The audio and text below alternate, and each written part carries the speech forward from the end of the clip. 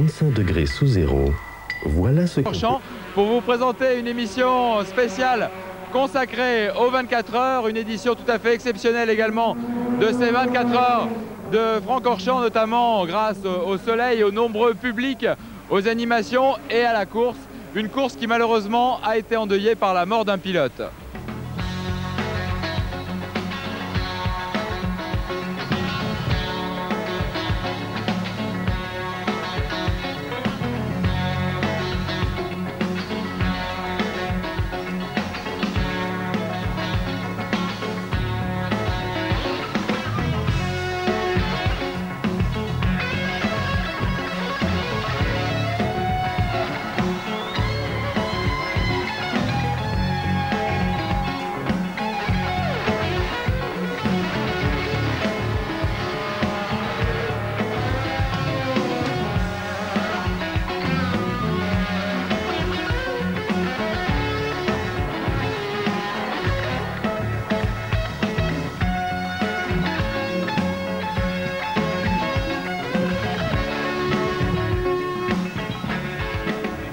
Egenberger.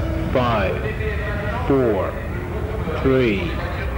2, 1, 0. Jacques Lafitte n'est sans doute pas un inconditionnel des 24 heures de Spa-Francorchamps. L'année dernière, il s'était plaint des voitures lentes qui avaient causé son abandon. Mais cette année, il était néanmoins présent et comme d'habitude depuis 1980 maintenant, il n'a pas manqué d'effectuer un parcours de golf. J'emmène mes clubs pour essayer partout dans le monde et je passe mon temps à jouer au golf en fait, plutôt que à conduire. Néanmoins, Lafitte, au volant de sa BMW M3 Bugatti, a prouvé qu'il était toujours un sérieux concurrent à la victoire. Les Bugatti se classent 5e et 6e sur la grille, juste entre les deux BMW Schnitzer. Mais dans le clan BM, ce sont les Linder qui ont été les plus rapides aux essais, et notamment la numéro 2 de Egger, Schnickler et Bachelard, auteur du deuxième temps. Je la sens bien, c'est une voiture facile à conduire, très similaire à une mono. Donc je suis très à l'aise avec la voiture. Non, simplement essayer de faire les meilleurs temps, d'être le plus constant possible et d'être le mieux placé possible, c'est tout.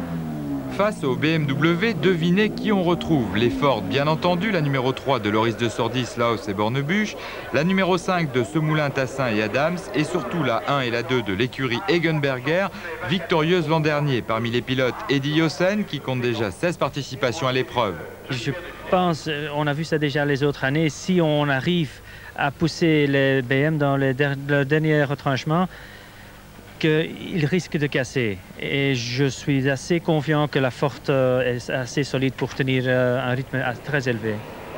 Mais on trouve également 7 Porsche au départ, dont 5 911 Carrera 2 engagés par RAS, avec notamment Van Dalen, Neve, Bourgoigny, Libert, Pyrénées, De Jambline et Delcourt, toutes des pointures face aux Allemands BMW, Ford et Porsche, les Japonais Nissan, Toyota et Honda.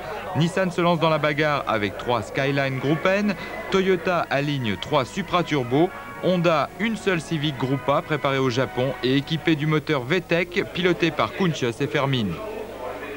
C'est la première fois qu'une Honda officielle va disputer une course de 24 heures. Au Japon, il n'y a que des courses de 2h30, donc pour eux c'est une grosse inconnue. Et ils viennent ici pour tester et voir ce que donne une Honda pendant une course de 24 heures. Histoire de vous mettre l'eau à la bouche, nous allons effectuer un tour rapide du circuit à bord de la Ford de Loris de Sordi.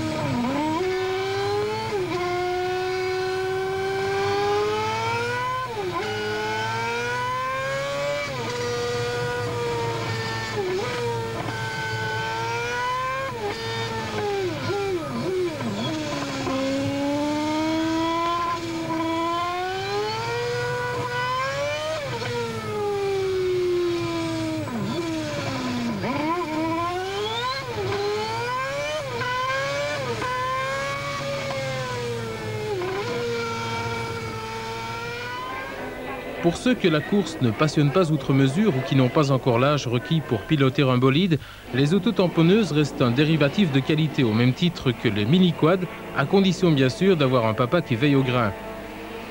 Toujours soucieux de séduire un public de plus en plus large, les organisateurs avaient mis sur pied un éventail d'activités annexes où les amateurs de modélisme ont trouvé leur compte avec les Mini Renault 21 et le challenge des hélicoptères.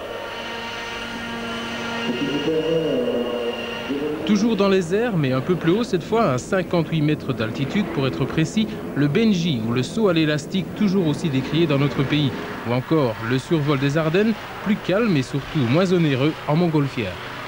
Rassurez-vous, ce ne sont pas les ballons que l'on vise, mais de l'argile lors de cette séance de tir au clay qui n'avait rien d'une initiation. Bref, tous les éléments nécessaires à une grande fête qui débordait largement des frontières de l'automobilisme et sur laquelle nous reviendrons tout à l'heure. Mais pour assister à cette grande fête du sport mécanique que sont les 24 heures de Francorchamps, il existe deux solutions, se faire parachuter sur le circuit ou passer par une des entrées. Là, il faudra non seulement montrer patte blanche, mais surtout le bon laissez-passer. Personnellement, nous en avons comptabilisé une bonne cinquantaine de toutes les formes et de toutes les couleurs. Pour les voitures, les caravanes, les commissaires, les transits, les invités, les pilotes, la presse, les organisateurs, etc. La collection est impressionnante, mais même si vous possédez la Priority 000, la Top Card, vous devrez en plus arborer un laissez-passer spécial pour rentrer dans chaque tente VIP. Bonne chance pour l'année prochaine.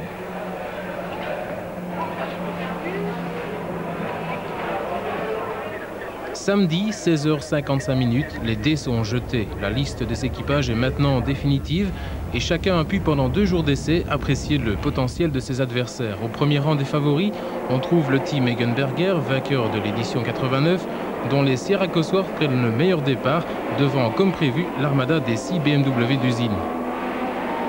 Le départ s'effectue sans le moindre incident et au-dessus de Rédillon, on retrouve dans l'ordre la 1 de Schneider, la 2 de Biella, ensuite la 28 d'Alfred Egger, la Bigazzi de Jacques Lafitte, la Schnitzer de Fabien Girois, l'autre Bigazzi de Sauper et l'autre Schnitzer menée pour le départ par Dieter Köster.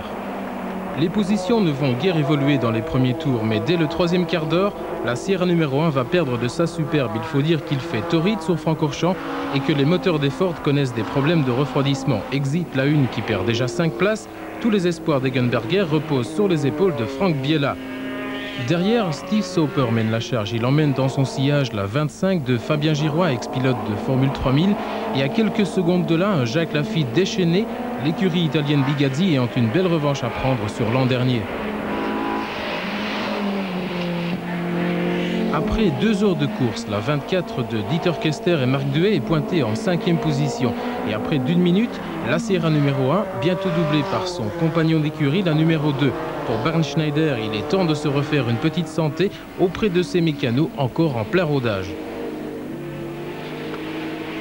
C'est également l'heure du passage de témoin pour De Jamblin et le même exercice chez Nissan Skyline, alors en 30e position. L'équipage Tassin-Semoulin-Adams est parmi les 20 premiers devant l'autre Ford Sierra de Loris de Sourdy, 4e l'an dernier.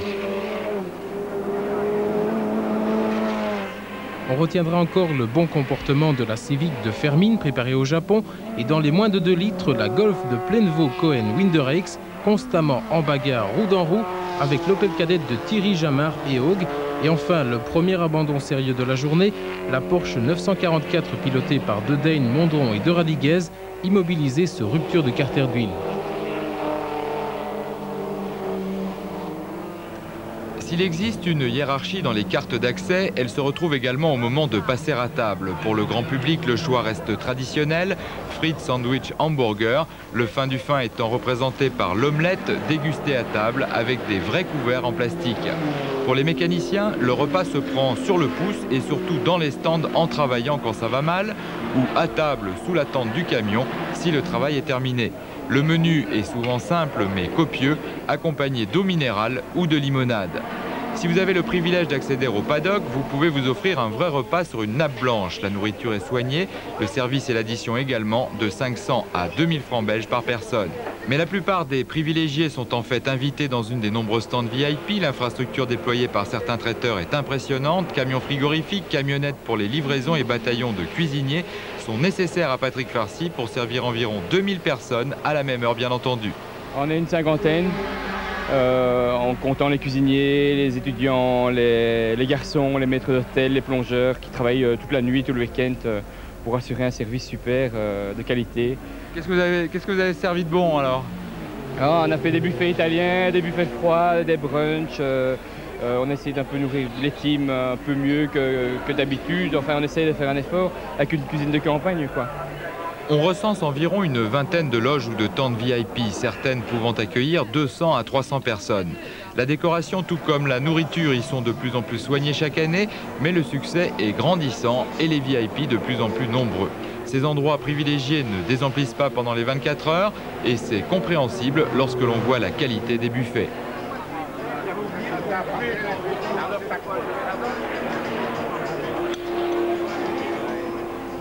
Voilà, on se retrouve dans un instant après une petite page de publicité pour la suite de la course et également pour une rubrique bruit de paddock consacrée aux vieux habitués des 24 heures de Francorchamps. Fait marquant de l'avant-soirée est bien sûr la descente aux enfers de la Bigazzi de Jean-Michel Martin.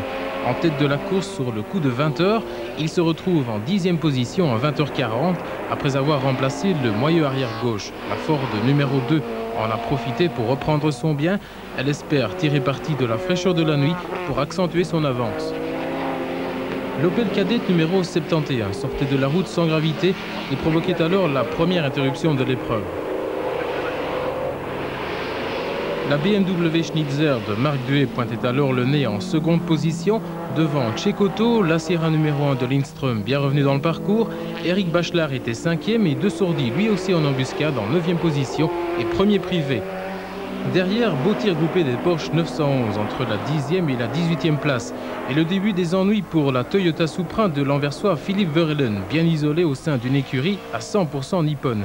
Pas moins de 3 heures de travail acharné au bord du circuit furent nécessaires pour faire repartir la mécanique, grâce également au judicieux conseil d'un aimable supporter bilingue, japonais-français. Les constructeurs japonais s'intéressent de plus en plus aux 24 heures de Francorchamps. Conclusion, il y a de plus en plus de japonais sur le circuit, des mécaniciens bien entendu, plus de 65 rien que chez Toyota. C'est normal en tout cas pour monsieur Yamatoto. Comme il y a beaucoup de mécaniciens et de constructeurs, on rencontre également de plus en plus de pilotes aux yeux bridés. 9 au total, dont une femme qui, toujours selon monsieur Yamatoto, est encore plus célèbre au Japon pour son coup de rein que pour son coup de volant. Un japonais sans les yeux bridés et surtout sans appareil de photo, ce n'est pas tout à fait un japonais. Au début, ils espionnaient les Européens. Aujourd'hui, ils suivent les exploits de leurs compatriotes pour les plus grands networks japonais. Et d'après monsieur Yamatoto, ce sont eux que l'on copie aujourd'hui.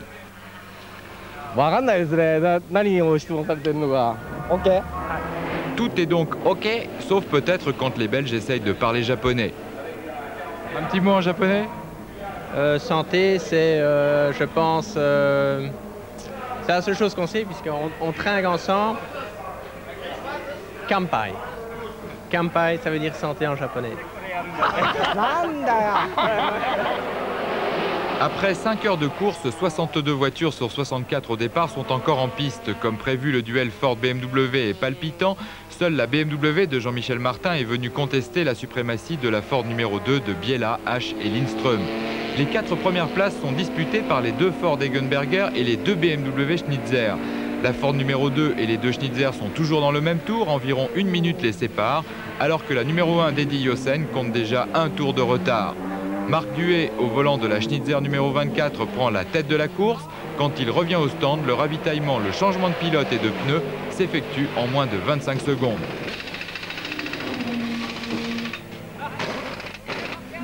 Alors Marc, ça se passe plutôt bien là pour le moment, mais vous avez l'air un petit peu fatigué quand même, hein? Je pense que mon casque est un peu trop petit, il me sert un peu. Mais fatigué, non, je pense qu'on était fort concentrés, il fait quand même encore très chaud dans les voitures. Notamment au plancher, on a mis une petite plaque d'amiante dans ma semelle parce que les pédales sont brûlantes. Et il y a beaucoup de trafic, on se croirait un peu à Bruxelles, avenue Louise, à 5 h l'après-midi. C'est vrai que les petites pancartes en moins, on pourrait confondre avec l'avenue Louise, mais nous tenions en fait à saluer l'initiative toujours bienvenue de l'élection de Miss Francorchamps, encore une fois suivie par un public nombreux et connaisseur. La Miss, la voici, elle est jeune, 17 ans, jolie et bien sûr célibataire. Ambiance assurée également tant du côté des tentes sponsors et radio FM que du côté de la fête foraine. Il est vrai que le RACB avait mis le paquet au pied du raidillon pour retenir les spectateurs et leur permettre de passer une nuit agréable en famille.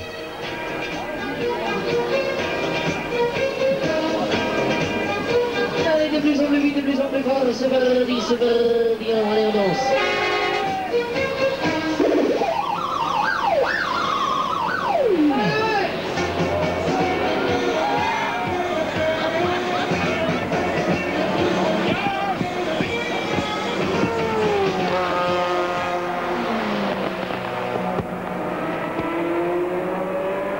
Malheureusement, la fête allait tourner court. Peu après minuit, une colonne de fumée et des flammes embrasait le haut du raidillon. Guy Renard, un pilote de Malmedy âgé de 27 ans, avait perdu le contrôle de la Toyota numéro 19. Sa voiture effectuait un tête-à-queue et touchait le rail avant de s'immobiliser au milieu de la piste. La Porsche numéro 54 et la Sierra numéro 68 qui suivaient la voiture ne pouvaient l'éviter et percutaient la Toyota qui prenait feu. Malgré l'intervention rapide des secours, Guy Renard décédait quelques minutes après son évacuation des suites de ses blessures. Il est parti en tête à queue en plein milieu de ce raidillon. Les deux autres voitures qui arrivaient n'ont pas pu le voir et sont entrées de plein face et l'ont tapé des deux côtés. C'est à ce moment-là que l'incendie s'est déclaré avec des flammes quand même de 3-4 mètres de haut.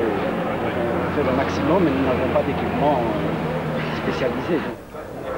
Il est 2h05, fait unique dans les annales de 24 heures. La course est interrompue depuis plus de 120 minutes. Les voitures ont regagné les stands, les pilotes s'interrogent. Ils ont à présent 5 minutes pour ravitailler et pour faire abstraction du drame qui a provoqué cet arrêt. Bon, on y pense, c'est clair. Ça perturbe un petit peu l'épreuve, ça perturbe un peu tout le monde, c'est clair. Mais bon, la course est là, on est là pour essayer de gagner et la course continue. Et à 3 h du matin, les responsables japonais décrétaient le retrait des Toyota. 24 heures, c'est long, très long, surtout quand la nuit a été intense. Winkelhock sorti de la route, Bachelard n'était pas non plus épargné puisque sa voiture rentrait définitivement au stand à 7 h du matin. La course se poursuivait donc sous la conduite de la Schnitzer 25 et de la Sierra numéro 2. Quant à De Sordi, il allait jeter l'éponge, même si au moment de l'interview subsistait une lueur d'espoir. Nous avons le bourrage de la boîte qui a lâché et on a de l'huile qui vient sur l'embrayage, ce qui fait qu'on patine. Et donc on a difficile à avancer. On est en train d'essayer de régler provisoirement le problème, mais je crois qu'on va faire des arrêts au stand très rapprochés pour régler ce problème. Abandon également sur bris de moteur pour la 90 en sursis depuis la veille. Il manque la somme pour 2-3 trains de pneus, ce qui va nous faire arrêter demain matin à 9 h. Alors si d'ici là on fait une remontée fantastique, on va peut-être trouver le budget nécessaire, mais en attendant, demain vers 9 h, on va devoir arrêter.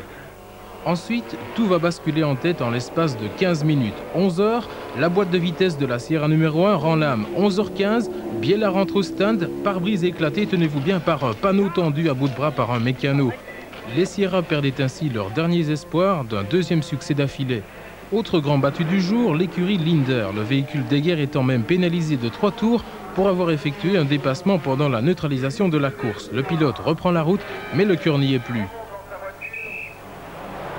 Il n'en fallait pas plus pour favoriser les dessins de Charlie Lam, grand maître de cérémonie du stand BMW Schnitzer.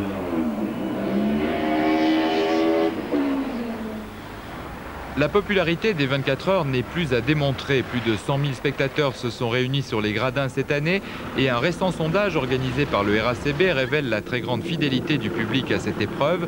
8 ans en moyenne, l'occasion pour Moteur de vous faire découvrir quelques vieux habitués. J'ai assisté à toutes les 24 heures depuis 1964, sauf une. C'est votre quantième édition cette année? Eh bien, je crois qu'on a fêté le 20e anniversaire l'année dernière, donc c'est la 21e année. Oh, il y a bien 15 ans. Vous avez commencé à quel âge? Faut faire le décompte. 12-13 ans. Vous êtes à combien de participations ici? C'est ma 17e. Je me demande si je ne suis pas le doyen, et si je le suis, je crois que je le suis avec Eddie Hausen. Si les premiers sont très rapides, les derniers sont souvent très lents. La palme revient au très sympathique Didier Noirom, 29e et dernier du classement général. Est-ce qu'on peut dire que vous êtes lanterne rouge?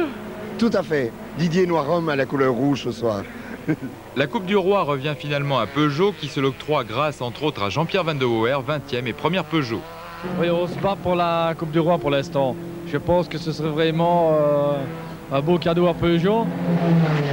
Parce qu'on a insisté au départ pour inscrire les voitures. Et bon, si on pouvait obtenir ce résultat-là, ce serait génial. Thierry, Haug et Jamard ont longtemps dominé le groupe N en 1600 à 2 litres avec le Opel Kadett qu'ils classeront à la 16e place. Malheureusement, on a eu des petits problèmes de pression d'essence et notre concurrente la plus proche, c'est la Golf et elle va très très fort. Elle est beaucoup plus élaborée que notre voiture et elle nous prenait 5-6 secondes au tour et finalement, elle nous a repassé et pour l'instant, on est deuxième de classe. Ce sont donc Michel Plainevaux, Stéphane Cohen et Bernard Winderix sur la Golf qui remportent la catégorie avec un tour d'avance seulement sur la petite Honda de Kuntius et Fermin, 15e et premier du groupe A en moins de 1600. C'est la 3e victoire consécutive pour Pierre Fermin. On a eu en plus beaucoup de chance car à 25 minutes de la fin, la pompe à essence est tombée en panne juste à la sortie du virage de la source. 30 mètres plus tôt ou 100 mètres plus tôt, c'était l'abandon. C'était juste où il fallait. Superbe résultat des 3 Nissan Skyline GTR aux 11e, 12e et 13e places et victoire de catégorie pour leur première participation et tir groupé également pour les Porsche 911 qui occupent la 6e à la 10e place avec à leur tête la numéro 50 de Patrick Neve, Claude Bourgoigny et Thierry Van Dalen. C'est inespéré effectivement, surtout qu'on a une voiture très proche de la série par rapport aux voitures très sophistiquées comme les BMW et Ford Sierra Groupa. Je suis très content. À la 5e place, on trouve la BMW numéro 29 de Patrick Slaus à 23 tours du leader. Derrière une autre BMW, la numéro 27 de Jean-Michel Martin à 6 tours. Ah, si seulement ce moyeu arrière n'avait pas cassé. La 3e marche du podium étant occupée par la seule Ford Egenberger restant en course, la numéro 2 de Biella. Vous l'aurez sans doute compris, la victoire revient à une BMW, la numéro 25 de Cecotto Girois et Österreich. Une revanche que Charlie Lam, le team manager, attendait avec impatience depuis la victoire des Ford l'an dernier. C'est la 4e victoire du team Schnitzer sur le circuit spadois. On a fait une bonne partie de la course en tête. C'était une belle course, c'était très disputé parce que les écarts étaient vraiment infimes tout au long de la course, mais c'était une super course. Super course, d'autant que Marc Duet offre le doublé à Schnitzer. Je vous vois un petit peu fatigué, Marc. Je sais que vous avez fait un double relais tout à l'heure. Ouais, j'ai fait un double relais et puis ça n'allait plus après. Je faisais l'astronaute et j'ai fait le dernier encore et ça s'est bien passé. Les 24 heures 1990 ont tenu toutes leurs promesses, une organisation parfaite, un plateau extraordinaire et des animations rarement égalées sur un circuit. Il n'en demeure pas moins que cette édition laissera un goût amer à tous. Exceptionnellement, le champagne n'a d'ailleurs pas coulé dimanche sur le podium du circuit. Et puisque selon la tradition, il faut terminer sur une note plus optimiste, je vous propose de découvrir les plus beaux châssis du circuit.